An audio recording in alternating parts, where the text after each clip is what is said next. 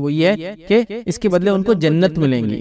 تو احسان کا بدلہ احسان، مطلب نیکی کا بدلہ جنت سے ان کو ملنے والا، یہ اس کا معنی ہے۔ اسی طرح صحیح مسلم کی ایک روایت ہے جس کے اندر دیکھیں الفاظ اس طرح سے کہ اللہ کے رسول صلی اللہ علیہ وسلم فرمایا جو شخص اللہ اور یوم آخرت کے ساتھ ایمان رکھتا ہے اسے چاہیے کہ وہ ہم سائے کے ساتھ احسان کرے، مطلب جو شخص اللہ پر اور آخرت پہ ایمان رکھتا ہے اسے چاہیے کہ پڑوسیوں کے ساتھ احسان کرے۔ تو یہاں نیکی، اچھے سلوک کو احسان کہا گیا۔ اسی طرح صحیح بخاری کی روایت کے اندر آتا ہے کہ جبرائیل علیہ الصلوۃ والسلام نبی اکرم صلی اللہ علیہ وسلم کے پاس آئے اور آپ سے سوال کیا کہ احسان کیا ہے محمد صلی اللہ علیہ وسلم؟ تو نبی اکرم صلی اللہ علیہ وسلم نے فرمایا اور کہا، دیکھیے حدیث کے الفاظ اس طرح سے آپ نے فرمایا، احسان یہ ہے کہ تو اللہ کی عبادت اس طرح سے کر جیسے تو اسے دیکھ رہا ہے، جیسے تو اسے دیکھ رہا ہے، انت عبد اللہ کانک ترا، جیسے تو اسے دیکھ رہا ہے۔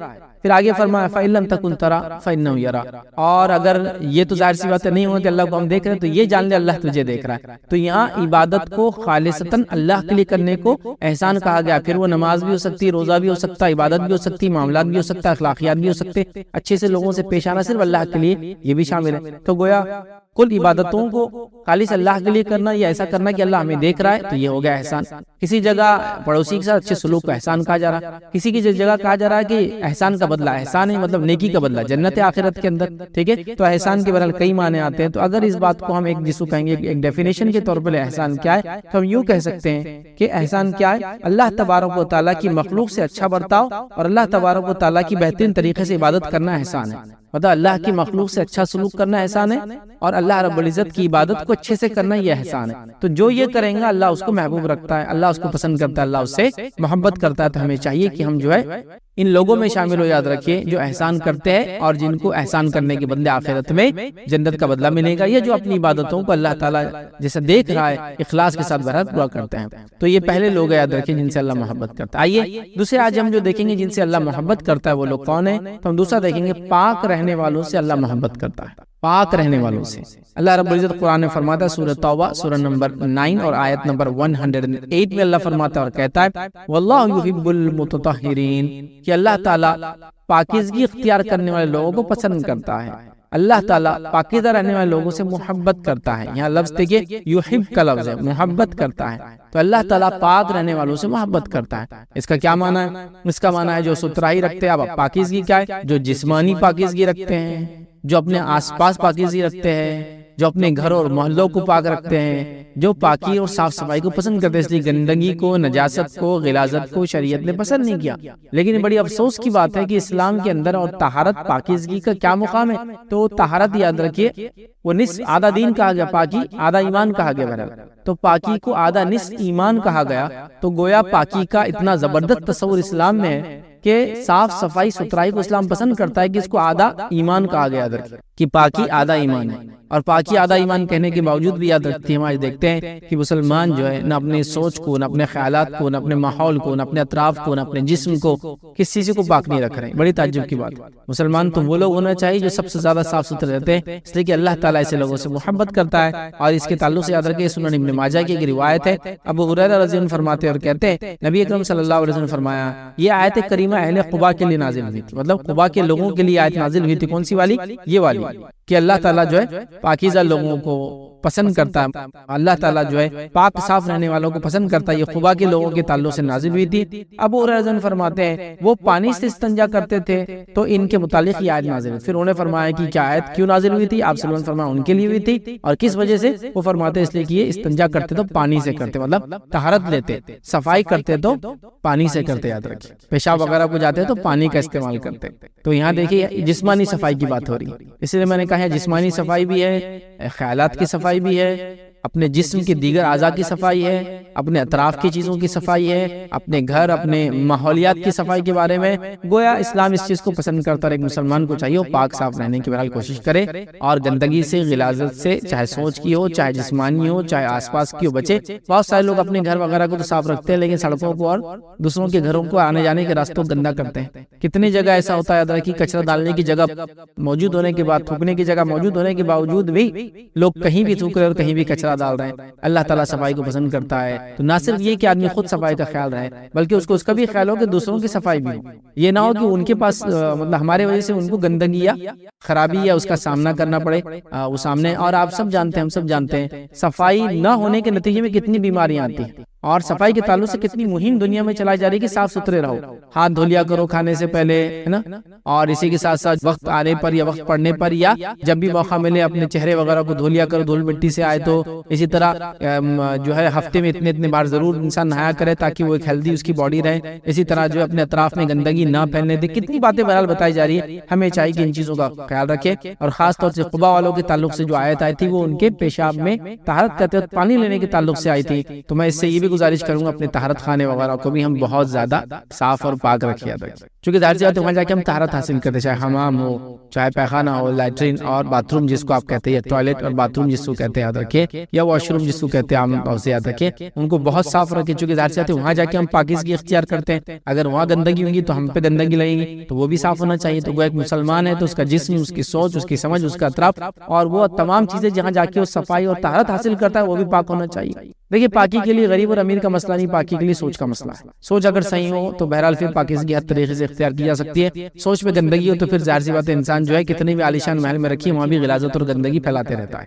بہرحال چلیے آگے ہم بڑھتے ہیں، تو یہ دوسرے لوگ تھے اللہ جن سے محبت کرتا ہے۔ آئیے تیسرے جو آج ہم دیکھیں گے لوگ جن سے اللہ محبت کرتا ہے وہ یہ کہ وہ جو ہے توبہ کرنے والوں سے اللہ محبت کرتا ہے، توبہ کرنے والوں سے۔ اور اللہ نے قرآن میں خود دیکھیے سورہ بقرہ سورہ نمبر 2 آیت نمبر 222 میں کیا فرمایا، ان اللہ یحب التوابین، کہ اللہ تعالیٰ جو ہے توبہ کرنے والوں کو محبت کرتا ہے، اسے آتا ہے ان اللہ یحب التوابین، کہ بے شک اللہ تعالیٰ محبت کرتا ہے جو بہت توبہ کرنے والے لوگ ہیں۔ تو اللہ تعالیٰ توبہ کرنے والوں سے محبت کرتا ہے۔ توبہ کیا یاد رکھیں، توبہ یہ ہے کہ میں غلط روش پر چلا تھا اور غلط روش پہ زندگی گزار رہا تھا، پھر مجھے صحیح بات پتہ چلی تو میں نے اپنے زندگی میں یو ٹرن لے لیا، برائی کے راستے کو چھوڑ کر نیکی کی طرف آ گئی، یہ توبہ ہو گئی۔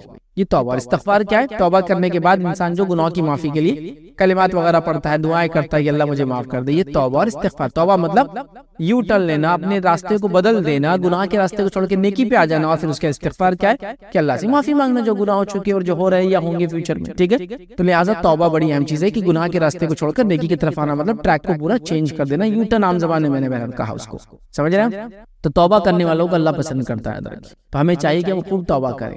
ایک انسان نہ جانے کتنے گناہ کرتا ہے، نبی اکرم صلی اللہ علیہ وسلم کے تعلق سے تو روایتوں میں آتا ہے کہ آپ تو گناہ بھی نہیں کرتے تھے، آپ خطاؤں سے پاک تھے، آپ گناہوں سے پاک تھے، اس کے باوجود روایت میں آتا ہے 70 سے لے کر 100 مرتبہ تک توبہ کرتے تھے، ایک مجلس میں آتا ہے، آپ نے توبہ کی کلمات 100 ٹائمز ایک مجلس میں پڑھے۔ تو ظاہر سی بات ہے جب نبی اکرم صلی اللہ علیہ وسلم جو گناہوں سے بری ہے، جو خطاؤں سے پاک ہے، آپ یہ کام کر رہے ہیں، تو امت کو ایک ٹریننگ ہے، تعلیم و تربیت ہے کہ ہم کتنا زیادہ کثرت سے توبہ اور استغفار کریں، اس لیے کہ ہم سے تو گناہ بہت زیادہ ہوتے ہیں، اور اللہ تعالیٰ پسند کرتا ہے توبہ کرنے والوں کو، اس لیے کہ اللہ چاہتا ہے، کیونکہ اللہ جانتا ہے کہ اس کے بندے کے اندر گناہ کرنے کا مادہ ہے، جب وہ گناہ کرتا ہے تو رب چاہتا ہے اس کو معاف کرے، اور معافی کا طریقہ ہے توبہ کرے اور استغفار کرے، تو اللہ معاف کرتا ہے، مطلب اپنے راستے کو بدل دے، گناہ کے راستے کو چھوڑ کے نیکی پہ آ جائے، پھر اس کے بعد اپنے گناہ کی معافی مانگی انسان، توبہ اور استغفار۔ تو اللہ تعالیٰ پسند کرتا ہے ایسے بندوں کو، ظاہر سے انسان ہے، ہم سب سے خطا، ہم سب سے گناہ ہوتی ہے، اللہ کے رسول صلی اللہ علیہ وسلم کل بنی آدم خطا، آدم کی تمام اولاد خطا کار ہے، خیر الخطائین التوابون، اس سے بہتر وہ ہے جو توبہ کر لے۔ تو گویا توبہ کو اللہ پسند کرتا ہے، ہم نے توبہ کرنا چاہیے، کثرت سے توبہ کرنا چاہیے، صبح اور شام توبہ کرنا چاہیے، ہر بار توبہ کرنا چاہیے، چاہے خطائیں گناہ نہ بھی ہوتے ہو، انسان سے کم ہوتے ہیں، کبائر سے انسان نے اللہ نے کسی کو بچا دیا، توفیق دے دی، تب بھی صغائر تو اس سے ہوتے ہی، تو کوئی انسان گناہ سے پاک نہیں، تو ہمیشہ کثرت سے کرنا۔ کچھ لوگ یہ سمجھتے ہیں کہ توبہ وہی آدمی کرتا ہے جو گناہ کرتا ہے، چونکہ میں گناہ نہیں کرتا ہوں یا بتانا نہیں چاہتا ہوں میں گناہ کرتا ہوں تو میں توبہ بھی نہیں کروں گا، غلط۔ دوسرا کچھ لوگوں کو توبہ کا طریقہ ہی نہیں پتا ہے، تو وہ کیا کرتے ہیں، نماز پڑھ لیتے ہیں، نماز پڑھنے کے بعد پہلے لیفٹ سائڈ یا رائٹ سائڈ دیکھتے ہیں، پھر لیفٹ سائڈ دیکھتے ہیں، جب دیکھ لیتے کوئی نہیں دیکھ رہا تو فوراً دونوں ہاتھوں کو لیتے ہیں اور اپنے گالوں کو لگا لیتے، توبہ توبہ توبہ توبہ۔ یہ توبہ نہیں ہے، یہ تو توبہ ہے ہی نہیں، ایسی کوئی توبہ ہی نہیں گالوں کو ہاتھ لگانے سے ہوتی ہے، سمجھ رہے آپ؟ یہ تو شاید بچوں کو پنشمنٹ کے لیے بولا جاتا ہے کہ تمہارے گالوں کو ہاتھ لگاؤ سزا کے طور پر، کہ آئندہ نہیں کریں گے تو یوں کر کے اب نہیں کروں گا، کچھ تو بھی ہوگا پتہ نہیں، تو اس کو ایک سسٹم بناتا ہے۔ اچھا اس میں بھی یہ ہوتا ہے کہ ادھر دیکھتا ہے آدمی، ادھر دیکھتا ہے، پھر توبہ کرتا ہے، اور اس میں بھی اچانک کوئی دیکھ لے ہاتھ گال پہ دے تو فوراً نیچے کر دیتا ہے، تاکہ احساس نہ ہو کسی کو کہ دوسرا آدمی بولے گا اچھا گناہ کیے تھے تم نے۔ ایسا نہیں ہے، توبہ ایک دل کی کیفیت ہے، لیکن ظاہر سی بات ہے اس سے اعمال بھی تبدیل ہوتے ہیں، لیکن کیفیت وہ دل کی پہلے انسان نادم ہوتا ہے، پھر رب سے توبہ کرتا ہے، پھر آئندہ وہ گناہ کو ریپیٹ نہیں کرتا ہے، اور بندوں کا معاملہ تو اس چیز کو لوٹا دیتا ہے، جو خطا گناہ بندوں سے اس کو نیل کر دیتا ہے، مطلب رفع دفع کر دیتا ہے۔ اب جیسے چیز لوٹا کر ہو سکتا ہے، معافی مانگ کے ہو سکتا ہے، جو بھی ہو سکتا ہے، بہرحال سمجھ رہے ہیں بات؟ تو بہرحال توبہ کرنے والوں کو اللہ تعالیٰ پسند کرتا ہے، تو ہمیں چاہیے کہ ہم کثرت سے توبہ کرنے والے بنے، یاد رکھیے، ٹھیک ہے؟ اب آئیے آگے بڑھتے ہیں۔ آج جو ہم چیزیں دیکھ رہے تھے، یاد رکھیے خالص تو اچھا بہرحال اس سے پہلے کہ آگے بڑھے، خالص توبہ کے لیے میں کچھ کنڈیشن جو میں رکھ دی ریپیٹ کر دیتا ہوں۔ خالص توبہ کے لیے دل میں نادم ہونا چاہیے انسان نے، پھر اللہ سے توبہ کرنا چاہیے، مطلب اپنے گناہ کے راستے کو چھوڑنا چاہیے۔ تیسرا اس کے بعد جو ہے اپنے جو گناہ ہو چکے ان کے لیے معافی مانگنا چاہیے، جو پاسٹ میں ہو چکے، یاد رکھیے، نادم ہونے کے بعد، توبہ کرنے کے بعد، اور اسی طرح آئندہ نہ کرنے کا عزم جس کو ہم کہیں گے وہ انسان کرے، اور اس کے بعد اگر بندوں کا معاملہ ہو تو اس کو رفع دفع کر دے، تو یہ اس کی کنڈیشن ہے۔ آگے بڑھتے ہیں، یاد رکھیے چوتھا وہ کام یاد رکھیے جس کے کرنے سے اللہ محبت کرتا ہے، یا اللہ ان بندوں سے جن سے وہ محبت کرتا ہے، ان میں چوتھے لوگ جو میں آپ کے سامنے آج رکھ رہا ہوں، یاد رکھیے ان میں چوتھا شخص وہ یاد رکھیے جو تقوی اختیار کرتا ہے۔ تو تقوی اختیار کرنے والوں سے اللہ محبت کرتا ہے، یاد رکھیے۔ تقوی کیا، یاد رکھیے، تقوی ایک دل کی کیفیت ہے، یہ اللہ کا ڈر ہے، ٹھیک ہے؟ اور یہ اللہ کا ڈر صرف ڈر کے معنی میں نہیں، اللہ کا ڈر اس کی محبت کی وجہ سے پیدا ہوتا ہے، یہ اصل چیز ہے۔ تو لوگ بولتے ہیں میں ڈرنا کیسا، اب اللہ سے ڈرنے مطلب نعوذ باللہ کہ اللہ ڈراؤنی چیز ہے، یہ کیسا مذہب ہے کہ ڈراتا ہے؟ نہیں، اس کا معنی آپ سمجھیے، محبت کی وجہ سے ڈر۔ جیسا کہ آپ کو پتا ہے کہ آپ کے والدین آپ سے شدید محبت کرتے ہیں، اور جب آپ سے کوئی غلطی ہوتی ہے تو کیا کرتے ہیں آپ ڈرتے ہیں، وہ ڈر محبت کی وجہ سے ہوتا ہے، وہ ڈر کوئی جن بھوت کی وجہ سے یا ان کے مار کے اس کی وجہ سے، تو وہ محبت ہوتی شدید۔ تو اللہ کے نیک بندے جب سے شدید محبت کرتے ہیں تو اس سے ڈرتے بھی، یاد رکھیے کہیں ایسا نہ ہو کہ جس راستے پہ میں چلا ہوں رب العزت کو راضی کرنے کے لیے چلا ہوں، خطا نہ ہو جائے، اگر ہو گئی تو وہ ڈرتے ہیں اس سے، تو گویا تقوی اختیار کرتے ہیں، اللہ کا ڈر، اللہ کا پاس و لحاظ رکھتے ہیں، گویا نیکی کو اللہ کے محبت اور ڈر کی وجہ سے کرتے، یاد رکھیے، اور گناہوں سے بھی بچتے اللہ کے ڈر کی وجہ سے، کہ اللہ ہم کو جہنم نہ دے دے، سمجھ رہے؟ تو تقوی یہی ہے، اللہ کا ڈر، کہ نیکی کرتے ہیں اس کی محبت کی وجہ سے، اور ڈرتے ہیں اس کے آخرت کے عذاب اور سزا کی وجہ سے، اس لیے کہ ظاہر سی بات ہے کوئی انسان نہیں جانتا اس کے لیے کیا لکھا ہوا ہے، کوئی انسان نہیں جانتا اس کے لیے کیا لکھا ہوا ہے، تو ظاہر سی بات ہے ڈر بھی ہونا چاہیے، اللہ کی جہنم کا ڈر، آخرت میں پکڑ کا ڈر، قبر کے عذاب سے شروع ہوتا ہے یہ معاملہ، قبر عذاب نہیں، روح کو نکالنے سے معاملہ شروع ہوتا ہے، تو قبر میں، برزخ میں، اور آخر مقام محشر میں، صراط میں، اور اس کے صراط پر، اور اس کے علاوہ جو ہے آخرت میں، یاد رکھیے۔ تو بہرحال آخرت کا ڈر بھی ہو، تو اللہ تعالیٰ تقوی اختیار کرنے والوں سے محبت کرتا ہے، یاد رکھیے۔ تو تقوی دل کی کیفیت ہے، یاد رکھیے۔ اور ابو ہریرہ رضی اللہ عنہ سے یاد رکھیے تقوی کے تعلق سے بہرحال سوال کیا گیا، جب ان سے پوچھا گیا کہ تقوی کیا ہے، تو انہوں نے فرمایا کیا تم خاردار راستے سے، ایسے راستے سے گزرے ہو جس پہ کانٹے واٹے کی جھاڑ رہتے ہیں، خاردار راستے سے گزرے ہو؟ تو پوچھنے والے نے کہا ہاں کہ بالکل میں گزرا ہوں، جی ہاں۔ تو انہوں نے پوچھا تم کیسے گزرتے تھے؟ اس نے کہا جب میں کانٹا دیکھتا تو اس سے ہٹ جاتا اور اس سے کچھ الگ ہو جاتا اور اس راستے کو چھوڑ کر دوسرا راستے اختیار کر لیتا۔ تو ابو ہریرہ رضی اللہ عنہ فرمایا یہی تقوی ہے، مطلب جب ان سے پوچھا گیا تقوی کیا ہے تو وہ فرما رہے ہیں کہ تم کبھی کانٹے دار راستے سے گزرے ہو؟ تو پوچھنے والے نے کہا ہاں گزرے۔ تو کہا جب کانٹا آتا ہے تو کیا کرتے؟ تو کہا بازو سے گزرتا ہوں یا پھر راستہ بدل دیتا۔ تو کہا یہ تقوی ہے، جب ہم چل رہے ہیں اللہ کے راستے میں اور گناہ اور معصیت کی زندگی کو چھوڑ دیتے ہیں اور نیکی کی طرف آتے ہیں، اپنے روش کو بدل دیتے ہیں، اپنے چال ڈال کو بدل دیتے ہیں اللہ کے ڈر کی وجہ سے، تو یہی تقوی ہے۔ اور اللہ تعالیٰ تقوی اختیار کرنے والوں سے محبت کرتا ہے۔ آئیے آگے بڑھتے ہیں۔ پانچواں آج ہم وہ دیکھیں گے جن سے اللہ محبت کرتا ہے، وہ شخص یاد رکھے جو صبر کرتا ہے، صبر کرنے والوں سے اللہ محبت کرتا ہے۔ اور اللہ رب العزت سورہ آل عمران سورہ نمبر 3 آیت نمبر 146 میں فرمایا کہ واللہ یحب الصابرین، اللہ تعالیٰ صبر کرنے والوں کو سے محبت کرتا ہے، اللہ تعالیٰ صبر کرنے والوں سے محبت کرتا ہے۔ تو آپ دیکھیے صبر کرنا کتنا بڑا عمل ہے، یاد رکھیے صبر اور شکر، یاد رکھیے یہ دو عظیم نعمتیں ہیں اللہ رب العزت نے جن کو بھی یہ نعمتیں عطا کی، یاد رکھیے اس پہ بڑا فضل کیا اپنا، یاد رکھیے۔ اور ایک مومن بندے کا معاملہ ایسا ہی ہے، جب اللہ اس کو عطا کرتا ہے تو شکر ادا کرتا ہے، اور جب اس سے کوئی چیز آزمائش کے لے لیتا ہے تو صبر کرتا ہے۔ تو اسی لیے میں نے کہا یہ دو عظیم نعمتیں صبر اور شکر، یاد رکھے۔ تو ہمیں ہمیشہ ان دو چیزوں کو بھولنا نہیں چاہیے اور صبر کرتے رہنا چاہیے، اور اللہ جس بھی حال میں رکھے اس کا شکر ادا کرتے رہنا چاہیے، چونکہ اللہ صبر کرنے والوں کو پسند کرتا ہے، یاد رکھیے، ٹھیک ہے۔ اور انسان کی ظاہر سی بات ہے زندگی میں دو ہی کیفیتیں ہوتی ہیں، ایک خوشی والی، ایک غم والی، ایک اچھائی والی یا ایک تنگ دستی والی۔ تو جب اچھائی والی کیفیت خوشی والی ہو تو شکر ادا کیجیے، جب تنگ دستی اور پریشانی والی کیفیت ہو تو پھر صبر کیجیے، بس یہی ہم کو کرنا ہے۔ اور یہی بات یاد رکھیے نبی اکرم صلی اللہ علیہ وسلم نے یوں فرمائی، روایت کے اندر صحیح مسلم کی روایت ہے، یاد رکھیے۔ اور رسول اللہ صلی اللہ علیہ وسلم نے فرمایا کہ مومن کا معاملہ بھی بڑا عجیب ہے، اور فرمایا عجیب ہے اس کا ثواب کہیں نہیں گیا، مطلب اس کا معاملہ عجیب ہے، ہر حالت میں اس کو ثواب ملتا ہے، اس کا ثواب کہیں نہیں جاتا، ہر حالت میں ملتا ہے۔ یہ بات کسی کو حاصل نہیں ہے، مطلب یہ معاملہ صرف مومن کا اور کسی کا نہیں ہے۔ اور آپ نے فرمایا اگر اس کو خوشی حاصل ہوتی ہے تو شکر ادا کرتا ہے، اور اگر اس کو جو ہے کوئی پریشانی ہے اور اس کا بھی اس کو ثواب ملتا ہے، اور اگر کوئی نقصان پہنچتا ہے تو صبر کرتا ہے، اس کا بھی اس کو ثواب ملتا ہے۔ تو آپ نے فرمایا مومن کا معاملہ عجیب ہے، جب مشکل میں بھی ہوتا ہے تو صبر کرتا ہے تو اس کا اجر ملتا ہے، جب خوشحالی میں ہوتا ہے تو شکر ادا کرتا ہے، اس کا بھی اجر ملتا ہے۔ تو ظاہر سی بات ہے ہمیں صبر کرنے والا بننا چاہیے۔ صبر بڑی اہم چیز ہے، صبر کا دامن کبھی نہیں چھوڑنا چاہیے۔ صبر حق بولنے میں، چونکہ حق بولنے کے بعد تکلیفیں آ سکتی ہے، صبر حقوق کو دینے میں، چونکہ جب حق دیتے ہیں ایک دوسرے کا، جب حق دیتے ہیں ایک دوسرے کا تو ایسا معاملہ ہوتا ہے۔ اسی طرح صبر کا معاملہ کسی نقصان پر، صبر کا معاملہ کسی چیز کے کھونے پر، صبر کا معاملہ کسی کی موت پر، صبر کا معاملہ کسی ناکامی پر، صبر کا معاملہ کسی بھی قسم کے نقصان پر، صبر کا معاملہ ہر بار انسان کے ساتھ ہونا چاہیے۔ اور جو انسان سچے طور سے صبر کرتا ہے، اللہ کی خاطر یاد رکھے، تو اللہ تعالیٰ اس کو بدلہ دیتا ہے۔ جیسے کہ ایک روایت میں جب اللہ تعالیٰ کسی بندے کی کوئی محبوب چیز چھین لیتا ہے اور اس پہ صبر کرتا ہے تو اللہ اس کو جنت دیتا ہے اس کے بدلے، اور صبر کا بدلہ سوا جنت کے اور کچھ بھی نہیں یاد رکھتا۔ تو کسی کی موت پر صبر، کسی کے سے جانے پر صبر، بیماری کے آنے پر صبر، بزنس کے ڈاؤن ہونے پر صبر، کا نتیجے میں فیل ہونے پر صبر ہم کو کرنا ہے۔ یاد رکھیے اپنی کوشش جاری رکھنا ہے، لیکن اس کے بعد بھی نتیجہ جب ایسا ہے تو صبر کرنا۔ آئیے آگے بڑھتے ہیں۔ صبر یاد رکھیے بڑی فضیلت والی چیز ہے، بڑی اہم چیز ہے۔ اور یہ جتنے پارٹ میں دیکھیے اب تک جتنی باتیں آپ کو کہہ رہا ہوں، یہ ہر ایک جو پوائنٹ میں لے رہا ہوں اس میں میرا آلریڈی ایک لیکچر موجود ہے۔ ہر پوائنٹ پہ آپ جو بھی لے لیں، صبر لے لیں، تقوی لے لیں، اس کے علاوہ جتنے پوائنٹس میں اس سے پہلے لیتا چلا رہا ہوں یاد رکھیے، طہارت کے معاملے میں لے لیں، سارے ہی عنوانات پہ آپ اگر میرے نام سے ڈالیں گے تو آپ کو کمپلیٹ لیکچرز بھی اس کے ملیں گے۔ بہرحال چلیے آگے بڑھتے ہیں، اور آج کا جو 6 پوائنٹ ہم دیکھیں گے کہ اللہ تعالیٰ کن لوگوں سے محبت کرتا ہے، اس کے اندر وہ ہے اللہ پر توکل کرنے والے۔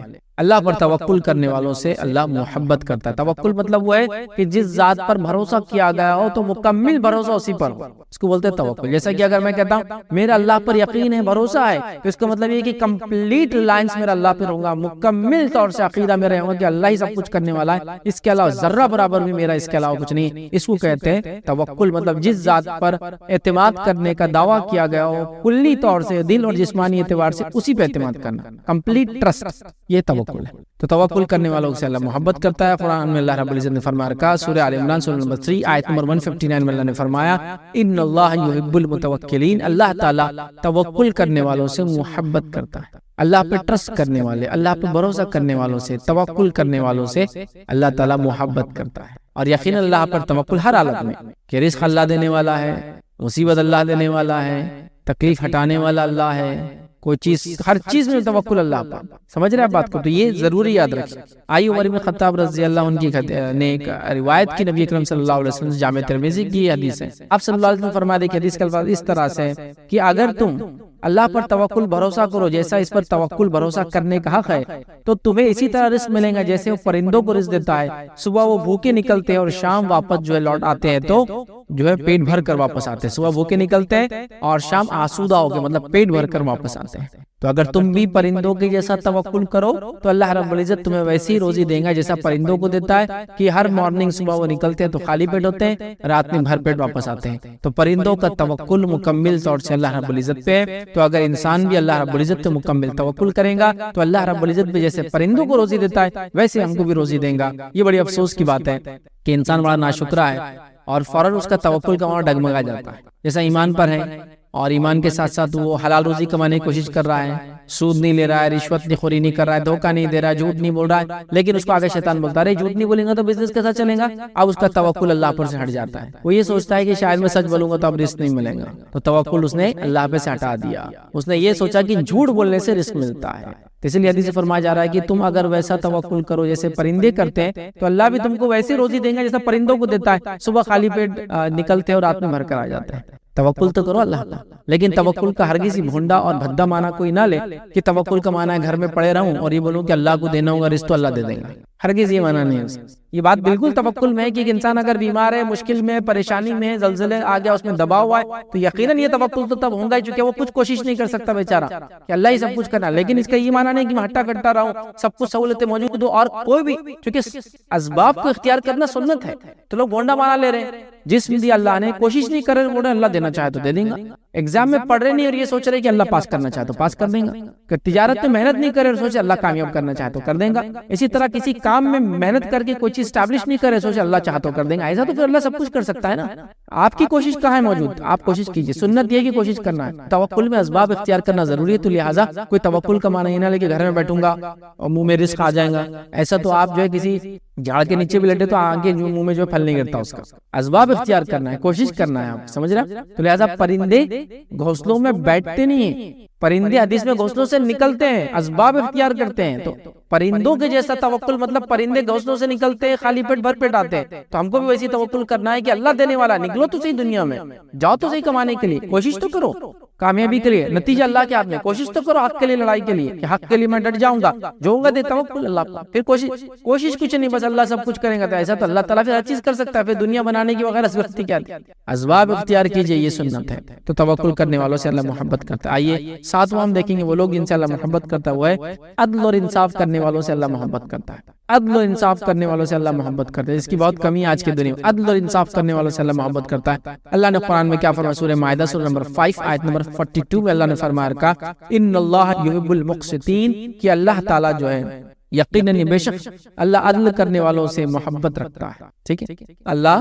अदल करने वालों से, अदल और इंसाफ कॉमनली उर्दू में यूज होता है, लेकिन अदल करने वालों से मुक़सितीन कहा, जो अदल करते हैं, इंसाफ कायम कर दे। याद रखिए ये बहुत अहम चीज है, याद रखिए ये बहुत अहम चीज है, याद रखिए। ठीक है, तो इंसाफ करना बड़ी अहम चीज है, याद रखिए। और इंसाफ करने के ताल्लुक से या एक मुनसिफ बादशाह, इंसाफ करने वाले बादशाह के बारे में नबी अकरम सल्लल्लाहु अलैहि वसल्लम ने क्या फरमाया, आपने फरमाया वो लोग जो 7 लोग अर्श के साए के नीचे होंगे रोज क़यामत, जिस रोज दूसरा कोई साया ना होगा, उसमें से याद रखिए वो 7 लोगों में एक वो है, ऐसा बादशाह, याद रखिए, जो अदल और इंसाफ करता था, या ऐसा हुक्मरान जो अदल और इंसाफ करता था, वो साए में होगा। तो अदल और इंसाफ जरूरी है। आज हमारे पास अदल और इंसाफ की शदीद कमी होगी, शदीद समझते ना, एक्सट्रीम कमी हो गई अदल और इंसाफ। हम बच्चों में इंसाफ नहीं करते हैं, हम बीवियों में इंसाफ नहीं करते, हम घर वालों में इंसाफ नहीं करते, हम पड़ोसी में इंसाफ नहीं करते, अपना खानदान वाला सामने आ गया तो सामने वाले से इंसाफ नहीं करते। हो रहा है नहीं हो रहा है? देखिए अब ये हो रहा है, भाई मेरा भाई गलत कैसे हो सकता, तो नाइंसाफी। तो नाइंसाफी दुनिया में भर चुकी है, और जब नाइंसाफी दुनिया में होती है ना, याद रखिए, तो फिर क़त्ल गारतगी, खून खराबे, जंगे और तमाम फितने फसाद होते हैं। इंसाफ बड़ा अहम है। जमीन पे जब भी जुल्म होगा और इंसाफ के खिलाफ काम होगा, याद रखिए, तो नतीजा ये होगा जमीन जो है शर से, फितनों से, फसाद से भरने वाली।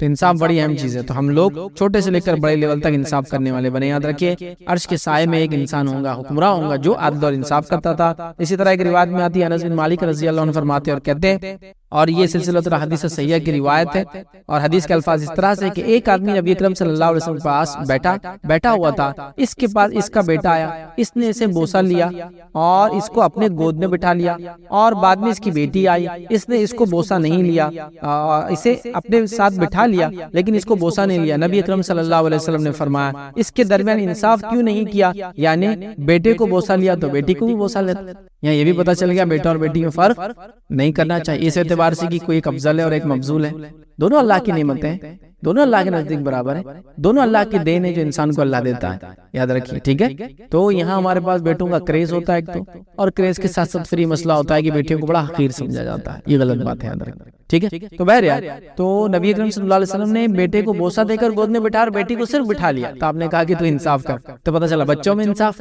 मोहब्बत में इंसाफ, है ना, जितना हो सकता, कंप्लीट नहीं हो सकता, ठीक है, लेकिन इंसाफ जाहिर तौर से बेटे को बोसा लेता, बेटी को भी लेता। बीवियों में इंसाफ, या बीवी के साथ इंसाफ, ऐसा नहीं कि बीवी और बहन आ गई तो बहन अकबर होंगी, बीवी जालिमा होंगी, या बीवी और माँ आ गई तो फिर बीवी अकबर होंगी, माँ नहीं होंगी, या माँ और बीवी। सबके साथ इंसाफ का मामला रखिए, छोटे से लेकर बड़े तक, यहाँ तक कि आप एक आम इंसान, घर के जिम्मेदार से लेकर कौम और मिल्लत के रहनुमा और हुक्मरान क्यों न बन जाए, इंसाफ का मामला हर बार होगा। और अल्लाह रब्बुल इज्जत ऐसे लोगों को पसंद करता है जो उसकी जमीन पर अदल कायम करते, इंसाफ करते। याद रखिए, और छोटे छोटे मामले से लेकर बड़े बड़े मामले तक आज हम नाइंसाफी को इख्तियार करते हैं, ऐसा ना करें, क्योंकि अल्लाह ताला जालिम लोगों को पसंद नहीं करता। आइए एक जो पॉइंट हम देखेंगे आज, अल्लाह जिन लोगों से मोहब्बत करता है वो कौन होगा, याद रखिए, वो है इत्तिबाए रसूल करने वालों से अल्लाह मोहब्बत करता है। मतलब जो नबी अकरम सल्लल्लाहु अलैहि वसल्लम के तरीके पर चलते अल्लाह उनसे मोहब्बत करता है। याद रखिए, और अल्लाह रब्बुल इज्जत ने कुरान में सूरह आल इमरान सूरह नंबर 3 आयत नंबर जो 31 میں فرما رکھا قل ان کنتم تحبون اللہ فاتبعونی یحببکم اللہ ویغفر لکم ذنوبکم واللہ غفور رحیم، جس کا معنی ہے کہ کہہ دیجئے محمد صلی اللہ علیہ وسلم کہ اگر تم اللہ سے محبت کرنے کا دعویٰ کرتے ہو، قل ان کنتم تحبون اللہ فاتبعونی، تو میری اتباع اور میری پیروی کرو، میرے طریقے پہ چلو، فاتبعونی یحببکم اللہ، تو اللہ تم سے محبت کرے گا، ویغفر لکم ذنوبکم، اور تمہارے گناہوں کو معاف کرے گا، واللہ غفور رحیم، اللہ بڑا معاف کرنے اور رحم کرنے والا ہے۔ تو کہا قل ان کنتم تحبون اللہ، اگر تم چاہتے ہو یا تم دعویٰ کرتے ہو تم اللہ سے محبت کرتے ہو، فاتبعونی، تو میری اتباع کرو تو اللہ کی محبت ملیں گے۔ تو بغیر نبی اکرم صلی اللہ علیہ وسلم کی اتباع کے کسی کو اللہ کی محبت حاصل نہیں ہو سکتی، یاد رکھیں، چونکہ یہود بھی دعویٰ کر رہے تھے اس زمانے میں کہ اللہ کیا محبوب ہے، نصارہ بھی دعویٰ کر رہے ہیں اللہ کیا محبوب ہے، مشرکین مکہ بھی دعویٰ کر رہے ہیں اللہ رب العزت کے محبوب ہے۔ اللہ رب العزت فرما رہا ہے کہ اللہ کس سے محبت کرتا ہے؟ نبی کے ذریعے فرمایا قل ان کنتم تحبون اللہ، کیا نبی آپ کہہ دیجئے ان لوگوں سے اگر تم اللہ سے محبت کا دعویٰ کرتے ہو، فاتبعونی، تو میری اتباع کرو، یحببکم اللہ، تو اللہ تم سے محبت کرے گا۔ تو اللہ ہم سے محبت کرتا ہے اگر ہم نبی اکرم صلی اللہ علیہ وسلم کی اطاعت اور فرمانبرداری کرتے ہیں۔ اور آج ہمارا معاملہ نبی اکرم صلی اللہ علیہ وسلم کی اطاعت فرمانبرداری کا کیا ہے؟ ہم اپنی دین اور شریعت کے ہر معاملے میں منمانی کرتے ہیں، جو میں چاہوں گا، جیسا میں چاہوں گا، جیسا میرا دل چاہے گا میں ویسا کروں گا۔ نہیں، یہ نہیں ہوتا۔ دین کا معاملہ ہے تو جب اللہ پر ایمان کا دعویٰ ہے تو اللہ نے جو شریعت کو نازل کیا، شریعت کو نبی اکرم صلی اللہ علیہ وسلم کے ذریعے ہم کو سمجھایا، ویسے ہی سمجھ کے اس پہ عمل کرنا ہے۔ میں اپنے طریقے سے نماز، روزہ، زکوٰۃ، حج کر کے اللہ کے پاس نیکی تک نہیں پہنچ سکتا، تو نبی اکرم صلی اللہ علیہ وسلم کی اتباع لازم ہے۔ تو لہٰذا اللہ نے یہ بات تو بالکل بیان کر دی کہ اگر اللہ سے محبت کا کوئی دعویٰ کرتا ہے تو نبی کے طریقے پہ چلے تو اللہ کی محبت حاصل ہوتی ہے، نبی کا طریقہ نہیں تو رب کی محبت بھی نہیں۔ بات یاد رکھ لیجیے، یہ بات بہت زیادہ آج کے زمانے میں سے جاننا اور سمجھنا ضروری ہے، کیونکہ ہر آدمی یہ کہہ رہا ہے میں اللہ کا محبوب بندہ ہوں، اللہ مجھ سے محبت کرتا ہے، اور نبی کی مخالفت کر رہا ہے۔ نبی کی مخالفت کرنے والے سے اللہ محبت کبھی کر ہی نہیں سکتا۔ کسی معاملے میں، چھوٹے چھوٹے معاملے میں اللہ کی نبی کی مخالفت ہم کریں گے صلی اللہ علیہ وسلم، دنیا میں ذلیل اور رسوا ہوں گے، یاد رکھیں، اور آخرت میں یاد رکھیں پریشان ہو جائیں گے۔ جنگ احد کا آپ کو واقعہ معلوم ہے، بہت ریپیٹ نہیں کروں گا، بس مختصر بتاؤں گا۔ نبی اکرم صلی اللہ علیہ وسلم نے ایک گروہ کو بھیجا جو تقریباً 50 تیر انداز صحابہ پر مشتمل تھا، جو احد کے پہاڑ کے بیک سائڈ میں کھڑے تھے، چونکہ اس کے پیچھے سے راستہ تھا جو آ سکتا تھا، اور صحابہ اس کی یہ طرف تھے، پہاڑ کے سامنے تھے، اور پیچھے سے اگر کوئی آ جائے گا تو دونوں طرف سے اٹیک ہوگا، سامنے سے بھی دشمن، پیچھے سے دشمن۔ تو آپ نے کھڑا کیا اور یہ کہا کہ اگر پرندے آگے ہمارا گوشت نوچ بھی لے تو تم نیچے نہ اترنا۔ لیکن ہوا یہ کہ جنگ کے شروعاتی دور میں دشمنوں کے پیر اکھڑ گئے، تو کچھ مسلمانوں کو لگا جو اوپر کھڑے تھے کہ اب اس کا مطلب یہ تھا کہ دشمن کے ہارنے تک، دشمن ہار رہا، آپ کو بھاگنا چاہیے، اور وہ اتر کر آ گئے، اور چند لوگ وہاں باقی رہے، شاید 5 7 یا 10 کچھ باقی رہے۔ نتیجہ یہ ہوا، یاد رکھیے، کہ مسلمانوں کو ایک طرح سے جیت جو ہو رہی تھی وہ ایک طرح سے شکست میں تبدیل ہو گئی۔ ویسے معاملہ اس میں برابری کا رہا، لیکن ایک طرح سے جیت شکست میں تبدیل ہو گئی، صرف ایک بار نہ اتباع چھوڑنے کے نتیجے میں۔ تو لہٰذا نبی اکرم صلی اللہ علیہ وسلم کی اتباع ہم پر لازم اور واجب ہے ہر حال میں، یاد رکھیے۔ آئیے آگے بڑھتے ہیں۔ 9 ہم اپنے دیکھتے ہیں وہ کون سے لوگ ہیں 90 آج جو ہم 10 لوگ دیکھ رہے ہیں ان میں سے کہ جن سے اللہ محبت کرتا ہے، یاد رکھیے، وہ ہے آپس میں نرم دل رہنے والوں سے اللہ محبت کرتا ہے، آپس میں نرم دل رہنے والوں سے اللہ محبت کرتا ہے۔ آئیے سورہ مائدہ سورہ نمبر 5 آیت نمبر 54 میں اللہ نے فرما رکھا، کیا کہا سنیے، اے لوگوں جو ایمان لائے ہو، تم میں سے جو کوئی اپنے دین سے پھر جائے تو اللہ عنقریب قریب ایسے لوگوں کو لائے گا جو ان سے محبت کرے گا اور وہ اس سے محبت کریں گے۔ اللہ ایسے لوگوں کو اللہ لائے گا جو اللہ سے محبت کریں گے، اللہ ان سے محبت کریں گا اگر ہم دین سے پھر گئے۔ یہ بات صحابہ کو کہی جا رہی ہے کہ اگر تم دین پر عمل نہیں کرو گے، نبی اکرم صلی اللہ علیہ وسلم کے ساتھ نہیں دو گے، تو ہم دوسری قوم لائیں گے جس سے اللہ محبت کریں گا اور وہ اللہ سے محبت کریں گے۔ اب صفت کیا ہوں گی ان کی، کیریکٹرسٹکس کیا ہوں گے ان کی، آگے سنیے، مومنوں پر بڑے نرم ہوں گے اور کافروں پر بڑے سخت ہوں گے۔ مومنوں پہ نرم ہوں گے وہ لوگ، یہ ان کی صفت ہوں گی، تو آپس میں نرمی اختیار کرنے والوں سے اللہ میں نے اس لیے کہا محبت کرتا ہے۔ بڑے سخت ہوں گے اور اللہ کے راستے میں جو ہے جہاد کریں گے اور کسی ملامت کرنے والے کی ملامت سے نہیں ڈریں گے۔ یہ اللہ کا فضل ہے اور وہ اسے دیتا ہے جس کو وہ چاہتا ہے۔ اللہ وسعت والا اور سب کچھ جاننے والا ہے۔ تو یہاں دیکھیں اللہ نے فرما دیا کہ اللہ تعالیٰ اس قوم جس سے وہ محبت کرتا ہے اس کی ایک صفت یہ ہے کہ وہ آپس میں نرم ہوتے ہیں، تو لہٰذا آپس میں نرم رہنے والوں سے اللہ محبت کرتا ہے۔ آج آپس میں ہم لوگوں کی سختیاں کتنی زیادہ ایک دوسرے کے معاملے میں دیکھیے، ذرہ برابر بھی ایک دوسرے کی کوتاہیوں کو، لرزشوں کو، غلطیوں کو معاف کرنا نہیں چاہتے، فوراً بدلہ لینا چاہتے، سخت بدلہ لینا چاہتے، ذلیل کر کے بدلہ لینا چاہتے، مار کر بدلہ لینا چاہتے، ناانصافی کر کے بدلہ لینا چاہتے، معاف بھی تو کر سکتے ہیں نا۔ تو آپس میں رتی برابر بھی نرمی نہیں یاد رکھی، بھائی بھائی میں باقی نہیں ہے، رشتہ داروں میں باقی نہیں ہے، پڑوسیوں میں باقی نہیں ہے، قوم اور ملت میں کوئی نرمی باقی نہیں یاد رکھی۔ ہر آدمی سنگ دل ہوتا چلا جا رہا ہے اور سنگ دلی کے بڑے نقصانات یاد رکھیے اور نرم دلی کے بڑے فائدے ہیں۔ تو سنگ دل ہو جا رہے ہیں تو نرم دل ہونا چاہیے، چونکہ اللہ جس قوم سے محبت کریں گے اللہ فرما رہا ہے اس کی ایک صفت بیان کر رہا ہے وہ نرم دل ہوں گے۔ تو آپس میں نرم ہونا بڑا ضروری ہے۔ آج ہم آپس میں سخت ہیں، اور جہاں سختی اختیار کرنا ظالموں کے خلاف، مجرموں کے خلاف، جو قوم، ملت، انسانیت کے جو ہے خونی ہیں، ان کے سامنے ہم نرم ہیں، اور آپس میں ہم جو ایک دوسرے سختی کر رہے ہیں، سمجھے؟ تو لہٰذا آپس میں نرمی اختیار کرنے والوں کو، شفقت اختیار کرنے والوں کو، نرمی سے مراد درگزر کر دینے والوں کو، معاف کر دینے والوں کو، تھوڑے بہت معاملات کو سنبھال لینے والوں کو، سمجھے نا بات؟ تو لہٰذا ایسے لوگوں کو اللہ محبت، تو آپس میں نرمی ہونا چاہیے، ٹھیک ہے؟ تو یاد رکھیے اللہ محبت کرتا ہے۔ اور آج کا جو ہم آخری پارٹ دیکھیں گے، یاد رکھیے جو 10واں آج ہم دیکھیں گے انشاءاللہ جس پوائنٹ اللہ جن سے محبت کرتا ہے وہ ہے جو فرائض کے علاوہ نوافل کی کثرت کرتے ہیں، اللہ ان سے محبت کرتا ہے۔ ویسے فرائض کرنے والوں سے بھی کرتا ہے، یہ حدیث میں دونوں باتیں ایک ساتھ آ رہی ہیں، لیکن ہم چونکہ نوافل دیکھنا چاہ رہے ہیں تو اس لیے ہم کریں فرائض کے علاوہ نوافل، فرائض سے بھی نوافل سے بھی، لیکن فرائض کے علاوہ نوافل میں اضافہ کرنا، کثرت کرنے والے سے اللہ محبت کرتا ہے۔ حدیث سنیے، جس شخص نے میرے کسی دوست سے، مطلب اللہ کے ولی سے دشمنی کی، میرا اس سے اعلان جنگ ہے۔ اللہ کے ولیوں سے دشمنی کریں گا، اللہ کا اس سے اعلان جنگ ہے۔ پھر آپ نے فرمایا میں نے بندے پر جو چیزیں فرض کی ہیں ان سے زیادہ مجھے کوئی چیز محبوب نہیں ہے، ٹھیک ہے، جس سے وہ میرا قرب حاصل کرے۔ مطلب جو چیزیں اللہ نے انسانوں پر، ہم مسلمانوں پر فرض کی ہے، ان چیزوں سے اللہ تعالیٰ سب سے زیادہ خوش ہوتا ہے، اور ان چیزوں کی وجہ سے اللہ کا سب سے زیادہ قرب، نزدیکی حاصل ہوتی ہے۔ تو پتہ چلا فرض کرنے سے، فرض سب سے زیادہ پسندیدہ اس لیے اللہ نے ہم پہ فرض کیا ہو، جیسا کہ توحید، نماز، روزہ، زکوٰۃ، حج، یہ فرض ہے، اور فرض ہے بول کر اللہ سے ہم کافی قریب ہو جاتے ہیں۔ یاد رکھیے اللہ قریب رکھتا ہے ایسے لوگ، اللہ محبت کرتا ہے اور قربت حاصل ہوتی ہے فرائض کو ادا کرنے سے۔ لیکن چونکہ نوافل کی بات کی ہم نے، آگے آ رہا ہے، یعنی فرائض کے ذریعے سے میرا قرب حاصل کرنا مجھے سب سے زیادہ پسند ہے، محبوب ہے۔ میرا بندہ نوافل کے ذریعے بھی میرا قرب حاصل کرتا ہے، حتیٰ کہ میں اسے محبت کرنے لگ جاتا ہوں۔ تو فرائض سے تو میں کرتا ہی ہوں، اللہ فرما رہا ہے محبت، لیکن پھر میرا بندہ جب نوافل کرتا ہے اور نوافل میں اضافہ کرتا ہے تو میں اس سے محبت کرنے لگ جاتا ہوں، یاد رکھیں، لگ جاتا ہوں۔ اور جب میں اس سے اس کے ذوق عبادت، مطلب فرائض کی ادائیگی کے بعد نوافل کے اہتمام کی وجہ سے جو اس کا ذوق عبادت ہے، محبت کرتا ہوں، تو اس کے نتیجے میں یہ ہوتا ہے کہ میں اس کا کان بن جاتا ہوں جس سے وہ سنتا ہے۔ جس کا معنی یہ نہیں کہ اللہ نعوذ باللہ اس کے اندر چلا جاتا ہے، اس کا معنی یہ ہے، یا یہ بھی نہیں کہ اللہ کا حصہ اس میں آ جاتا ہے، نعوذ باللہ نہیں، اس کا معنی ہے کہ اللہ تعالیٰ اس کو وہی چیز سناتا ہے، یا بندہ وہی چیز سنتا ہے جو جائز ہے سننا اس کو، تو اللہ اس کا کان بن جاتا ہے جس سے سنتا ہے۔ معنی یہ وہ ہر وہ جائز چیز سنتا ہے جو صحیح ہے، غلط چیزوں کو، حرام چیزوں کو نہیں سنتا ہے۔ پھر اللہ فرماتا ہے اس کی آنکھ بن جاتا ہوں جس سے وہ دیکھتا ہے، مطلب ہر وہ چیز دیکھتا ہے جو اس کا رب اس سے چاہتا ہے۔ اس کے وہ ہاتھ بن جاتا ہوں جس سے وہ پکڑتا ہے، مطلب ہر وہ چیز بندہ پکڑتا ہے جو جائز ہے، حرام چیزوں کو ہاتھ نہیں لگاتا ہے۔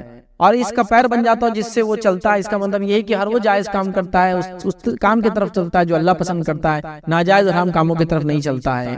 پھر فرمایا جس سے چلتا ہے، اور اگر وہ مجھ سے کسی چیز کا سوال کرتا ہے تو میں اسے ضرور عطا کرتا ہوں۔ پھر اگر مجھ سے کوئی چیز کا سوال کرتا ہے، دعا کرتا ہے، مانگتا ہے تو میں اس کو دے دیتا ہوں۔ اور اگر وہ کسی چیز سے پناہ طلب کرتا ہے، دشمن سے، مصیبت سے، مشکل سے، تو میں اس کو پناہ دے دیتا ہوں۔ اور کسی چیز کو سر انجام دینے سے مجھ سے کوئی تردد نہیں ہوتا سوائے مومن کے نفس قبض کرنے کے، مطلب پھر کوئی چیز مجھے اس معاملے میں روکتی نہیں سوائے اس کے کہ اس کی نفس قبض کرنے کے لیے، کہ وہ موت کو ناپسند کرتا ہے اور مجھے اس کا غم اندوہ ناپسند لگتا ہے، ٹھیک ہے۔ تو یہاں نبی اکرم صلی اللہ علیہ وسلم نے جو بات بتائی کہ اللہ تعالیٰ کا قرب حاصل کرنا، اس کی محبت حاصل کرنے کا سب سے بڑا ذریعہ فرائض ہے۔ لیکن چونکہ ہم دیگر عبادتیں دیکھ رہے تو میں نے فرائض کو نہ رکھتے، نوافل کی بھی چونکہ فضیلت ہے اس میں، حالانکہ 2 پوائنٹ اس میں آ رہے ہیں۔ تو نوافل کے نتیجے میں یہ ہوتا ہے کہ جب انسان فریضہ ادا کرتا ہے تو اللہ سے قریب ہوتا ہے، لیکن اور اضافہ کرتا ہے جب نوافل کا فرض کے بعد تو اللہ سے وہ قریب ہو جاتا ہے، اللہ اس سے پھر محبت کرنے لگ جاتا ہے۔ اور اس کی محبت کے نتیجے میں یہ ہوتا ہے کہ وہی چیز سنتا ہے جو اللہ چاہتا ہے، وہی چیز دیکھتا ہے جو اللہ چاہتا ہے، وہی جگہ چیزوں کو پکڑتا ہے جو اللہ چاہتا ہے، اور انہی چیزوں کی طرف چلتا ہے جو اللہ چاہتا ہے، یہ اس کو فائدہ ہوتا ہے۔ پھر وہ اللہ سے دعا کرتا ہے، اللہ اس کی دعا سنتا ہے، اللہ سے پناہ طلب کرتا ہے، اللہ اس کو پناہ دے دیتا ہے۔ تو لہٰذا کتنی زبردست بات یاد رکھیں اس میں کہی گئی۔ تو لہٰذا پتہ چلا فرائض کے علاوہ نوافل کرنے سے ہمیں اللہ کا قرب حاصل ہوتا ہے، محبت حاصل ہوتی ہے، اور یقیناً اب رمضان کا مہینہ قریب ہے، ہم جو لیکچر دیکھ رہے ہیں تو ہمیں چاہیے کہ ہم نوافل کا اضافہ ابھی سے شروع کر دیں تاکہ پھر رمضان آتے آتے ہمارا نوافل میں اور اضافہ ہو جائے اور ہم نیکیوں کی طرف اور زیادہ بڑھنے والے اور نیکیوں کو زیادہ سے زیادہ کرنے والے بہرحال بن جائے۔ تو آئیے یہ 10 پوائنٹ جو میں نے مناسب سمجھی، اللہ کن لوگوں سے محبت کرتا ہے وہ باتیں میں آپ کے سامنے رکھوں، یا وہ لوگ جن سے اللہ محبت کرتا ہے۔ تو کئی لوگوں سے کرتا ہے اللہ، ویسے تو قرآن و سنت میں بہت ساری باتیں آتی لیکن اتنا وقت نہیں تھا، تو ہمیں 10 لوگوں کو میں نے چنا اور 10 پوائنٹ کی شکل میں آپ کے سامنے رکھا کہ یہ وہ 10 لوگ ہیں جن سے اللہ نے محبت کے بارے میں خود کہا. ایک تو میں دعویٰ کروں اللہ مجھ سے محبت کرتا ہے، یہ دعویٰ سچ جھوٹ دونوں ہو سکتا ہے، لیکن یہ بات اللہ کی طرف سے آ رہی ہے کہ اللہ کن سے محبت کرتا ہے، اور یہ بات 10 لوگوں کو ہم نے دیکھا. تو ہمیں چاہیے کہ ان اعمال کو ہم کرنے کی کوشش کریں اور اپنے نفس کے اندر ان اعمال کو ڈالیں. بہرحال اسی پہ اپنی بات کو ہم ختم کریں گے. اللہ رب العزت سے دعا ہے کہ اللہ سبحانہ تعالیٰ جو کچھ باتیں کہے گی اس پہ عمل کرنے کی ہمیں توفیق عطا فرمائے، ہمیں ہر قسم کے گناہ اور معصیت سے ہمیں بچائے، ہمیں جو اپنا محبوب بندہ بنائے. جب تک ہمیں زندہ رکھے اسلام اور ایمان پر زندہ رکھے، خاتمہ ہمارا ایمان پر ہو. وآخر دعوانا الحمدللہ رب العالمین. سبحان ربک رب العزت عما یصفون وسلام علی المرسلین والحمدللہ رب العالمین.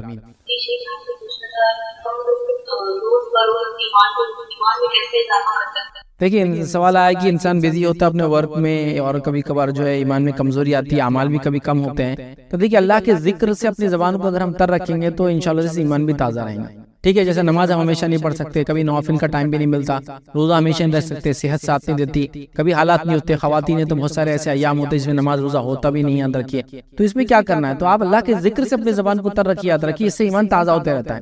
دیکھیے رمضان کے اندر ہماری ایمانی کیفیت الگ ہوتی ہے، رمضان کے بعد الگ ہوتی ہے. کیوں ایسا ہوتا ہے؟ رمضان میں کیا چیز ہم زیادہ کرتے ہیں بتائیے؟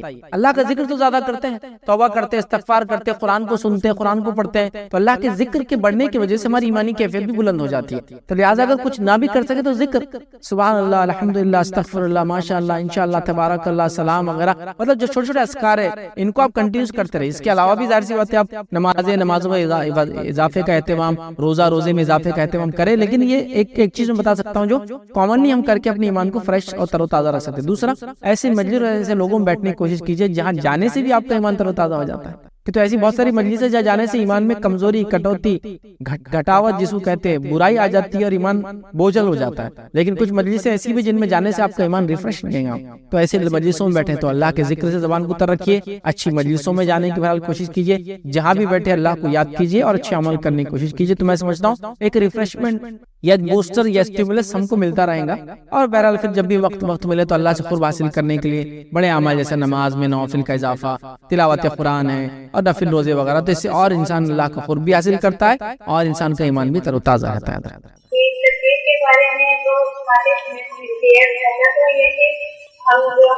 دیکھیے تقدیر کے بارے میں جو آپ نے سوال کیے نا، تو تقدیر کا معاملہ ایسا ہے کہ تھوڑا کمپلیکیٹ ہے اور میں نے اس پر کئی جوابات دیے. تو آپ کیا کریں، تقدیر کے بارے میں میرے نام ڈالے، فیض سید، ایڈوکیٹ فیض سید تقدیر.